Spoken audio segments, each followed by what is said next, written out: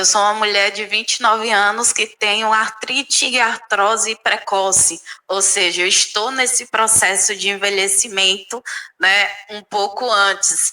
Então, quando eu falo sobre isso com algumas pessoas, né, passo também por outras violências. Você tão jovem procurando doença, você tão jovem falando sobre isso, e ao ter contato, né, com mulheres um pouco mais idosas, pelo fato de ter que fazer atividade física, então eu faço pilates, e aí tenho contato com algumas senhorinhas, né, de 70, 80 anos, que são mulheres vivas, né? São mulheres ativas que dão conta das suas casas, dão conta dos seus trabalhos, dão conta de tudo e estão vivas ali pensando sobre sexo, sobre saída com amigos, falando sobre tudo isso. E ao ter contato com elas, eu me sinto muito mais viva. E aí, juntando tudo isso, né, que eu trouxe para vocês e a troca que vocês trouxeram nessa manhã, eu fico pensando sobre o lugar das pessoas que não têm uma deficiência que pode ser vista, né? E sobre a interseccionalidade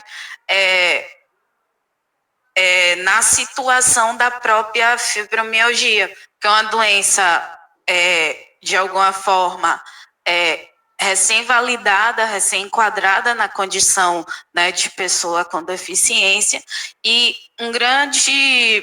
uma grande provocação que fica pensando no acolhimento, né, como porta de entrada, como nós acolheremos essas pessoas que têm uma patologia que não é vista, mas que é sentida e que está presente aí.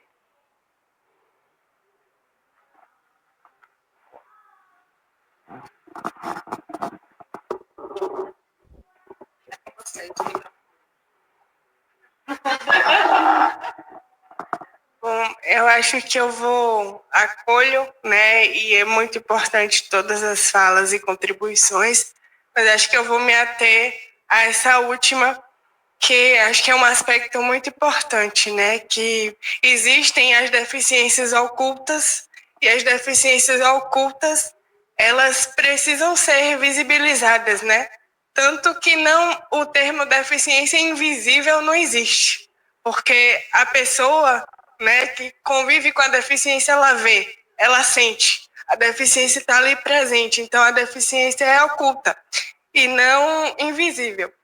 E assim sendo, né, acho que a busca, né, por direitos em relação a isso, inclusive, facilita, né, os direitos estabelecidos, seja o direito a uma carteirinha, seja o direito a um cordão, né, facilita essa identificação. E acho que é algo que a gente precisa prestar atenção, porque dentro do próprio segmento dos grupos, seja as negritudes, seja a população LGBT, seja o grupo de pessoas com deficiência, tem suas particularidades e tem suas divergências, tem seus conflitos dentro de um mesmo grupo. Então, até pouco tempo, inclusive, o símbolo universal da acessibilidade mudou. Era representado unicamente por esse símbolo que vocês veem aqui no piso, né? Uma pessoa, um símbolo que retrata, que visibiliza só a deficiência física, né? Quando vocês olham, vocês pensam numa cadeira de rodas. Então, deficiência não é só isso, né? As deficiências são múltiplas e tem muito a ver com a forma como o próprio sujeito lida com a deficiência que ele possui. Então, não é só a maneira como a sociedade lida e enxerga.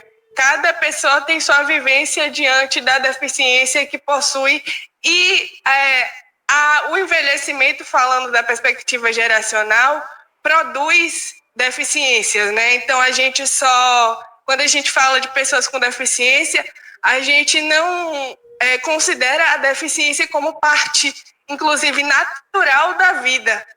A gente olha como um grupo segmentado, só que envelhecer por conta das hierarquias, das estruturas, por conta dos obstáculos, é também se produzir deficiências. Então, a gente, para olhar de forma mais ampliada para isso, a gente precisa prestar atenção nisso também.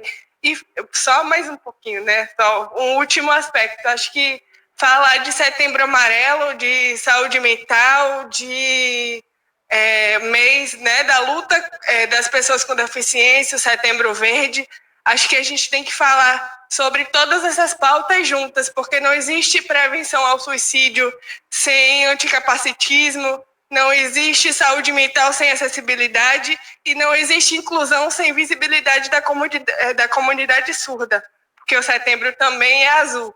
Então, acho que pensar de maneira transversal e de maneira mais ampla ajuda a produzir uma saúde mental mais eficiente.